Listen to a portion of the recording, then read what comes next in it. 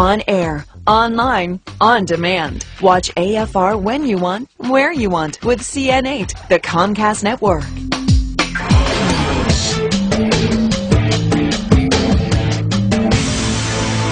And hello, everyone. I'm Art Fennell. Thanks for joining us for The Report. I want to begin today by turning back the pages of history to a dramatic and deadly event that put the city of Philadelphia in the national spotlight, and for all the wrong reasons. It was 1985 when a bomb was dropped on the compound of the radical Back to Nature group called MOVE, and it happened right in the heart of a residential neighborhood.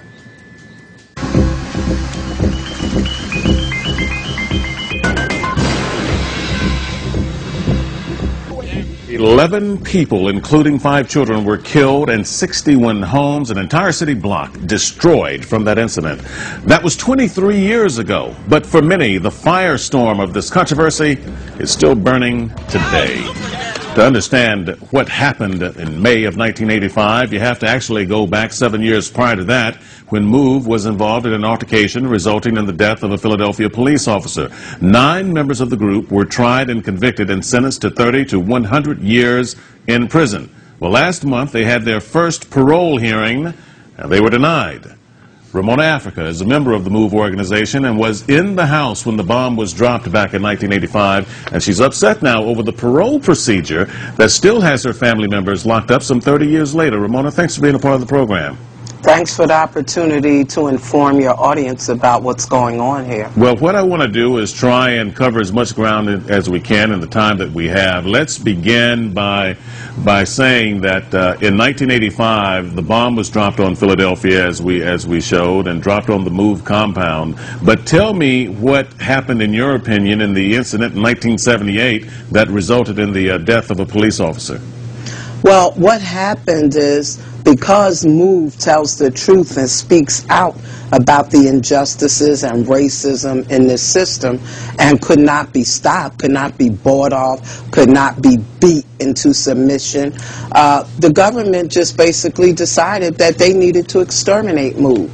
And they used the excuse of an eviction, that MOVE would not leave our home, under an eviction, as an excuse to come out and not arrest, but to kill MOVE people. And this was under the administration of the Frank Rizzo. That's right. In 1978. And so the police department, the city of Philadelphia, came to the home of the MOVE organization and actually bulldozed the home down. That's correct. And we're looking at some of the old footage here that has the fire hoses and so forth on the compound. This was in 1978. That's correct. And it's very important to understand 2 things. One, it was the Philadelphia Police Department and the fire department that was used to attack MOVE. And you're absolutely correct in that MOVE's home was demolished within hours after my family was arrested. And this is very important because there was a court order from a judge named Calvin Wilson that house was not to be touched. There was going to be a hearing on what was happening with that house.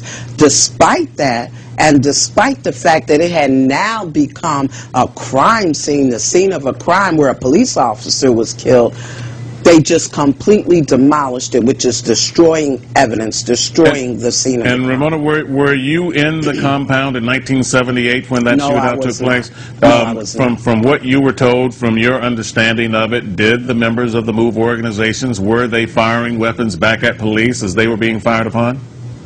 Not to my knowledge, but to me, that's not even an issue. People question whether MOVE had guns, whether MOVE was shooting, but understand, we were in our home, minding our business, when hundreds of cops and firefighters and federal agents attacked us, came out to our home. We didn't go to their home. Right. They came out to our home attacking us. Ramona, I want to read a statement for you from the Fraternal Order of Police and just get your response to this. Just follow along with me here, because we did ask them for their side of this story. And this statement comes from Michael Lutz, who's the Vice President of the Philadelphia Fraternal Order of Police. He says, "My memory of the MOVE shootout on August 8th, 1978 was unforgettable. Etched in my mind even more that day is seeing police officer Jim Ramp being shot to death, along with the pain and suffering of 3 other police stakeout officers and 4 firefighters who were all seriously wounded as a result of being shot during the confrontation.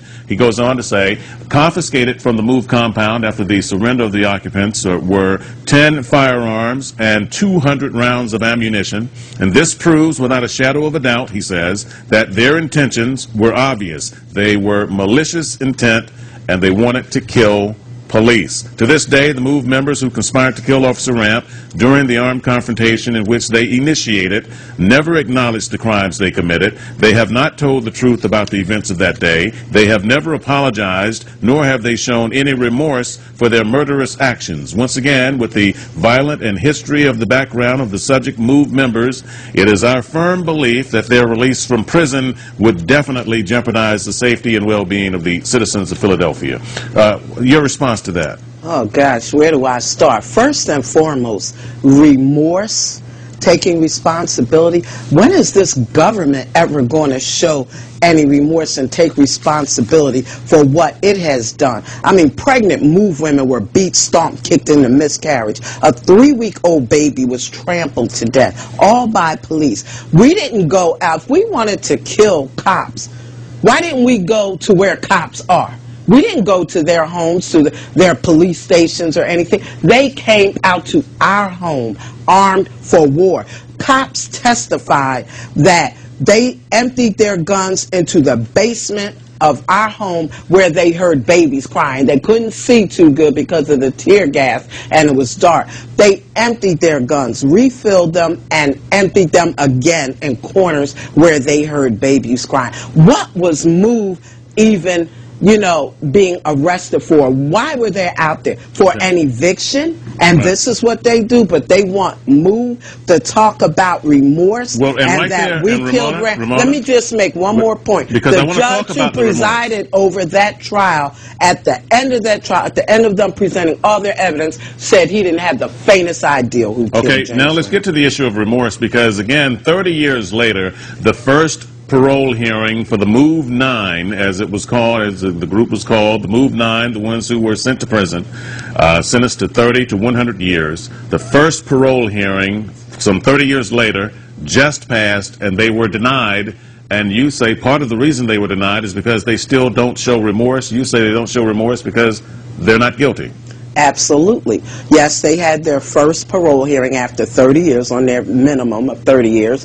And the main reason that they were denied parole, and it says it right on their parole papers, that they, quote unquote, refused to take responsibility and admit guilt. I mean, first of all, if you're not guilty, why would you say you are? Second of all, has the parole board ever heard of the First Amendment? Since when does any agency of this government have the right to demand that you say you're guilty, particularly if you're not, but even if you are? The Fifth Amendment says that they cannot even make you say you're guilty or demand that you say you're guilty, even if you are. So what happens now? What happens now, Ramona? This is my final question, but what will the MOVE organization do at this point? It's been 30 years, and they're still behind bars, and it seems as though this issue is still as hot as it ever was. What will the MOVE members do now?